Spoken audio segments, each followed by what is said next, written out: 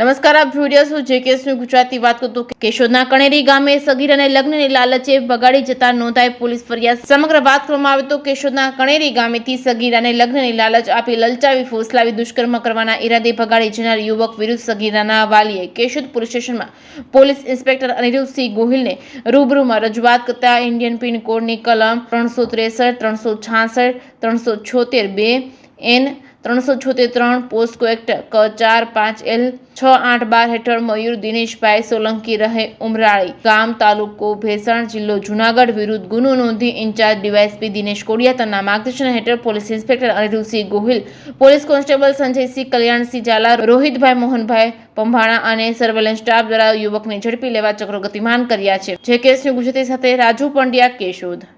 Police સ્ટેશનના કણેરી ગામની ઘટના છે।